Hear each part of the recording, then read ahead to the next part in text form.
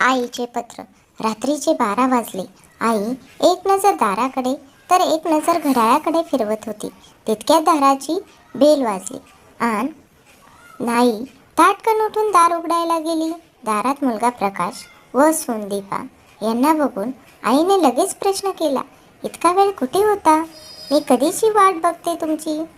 तर प्रकाश, आई, मी काही लहान नाही आहे, माझी काळजी नको करत जाऊ. अरे बाळा, आईसाठी मुलगा लहानच असतो. चल हात पाय धु, मी जेवायला घेते. दार लावत आई बोलतच होती. प्रकाश रूममध्ये जाता जाता बोलत होता, मी बाहेरून जेवण करून आलोय, तू झोपून घे आणि मलाही शांत झोपू दे. असे बोलत धाडकन दार लावले.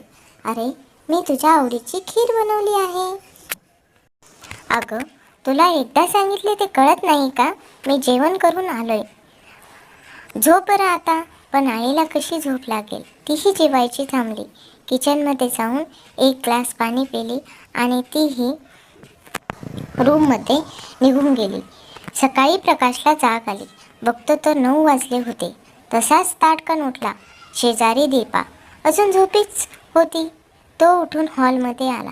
तशी त्याची नजर लॅपटॉपजवळ असलेल्या चिठ्ठीवर गेली. कसली चिठ्ठी आहे म्हणून तो उघडून बघितलं तर काय लिहिले होते, प्रिय बाळा, तुला माझे पत्र बघून आश्चर्य वाटत असेल.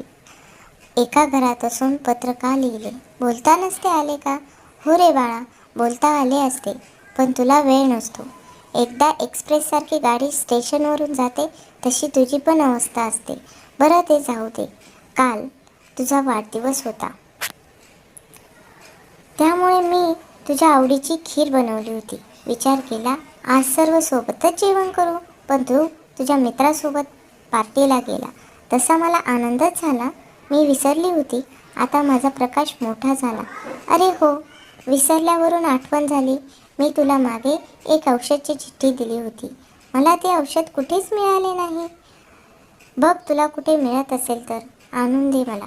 प्रकाशला आठवले, काही दिवसांपूर्वी आईने चिठ्ठी दिली. तसे त्यांनी ऑफिसच्या बॅगमधून चिठ्ठी काढली व बघितले तर त्यात लिहिले होते, मला एक औषध हवे होते.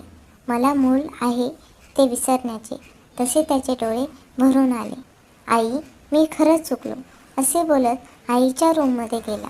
आई अजून का उठली नाही म्हणून आवाज देत, पण आई उठलीच नाही. ती कधी न उठण्यासाठी शांत अशी झोपली होती. आई, मी खरंच चुकलो ग, मला माफ कर म्हणून प्रकाश हमसाहमशी रडू लागला. आईचा निरोप.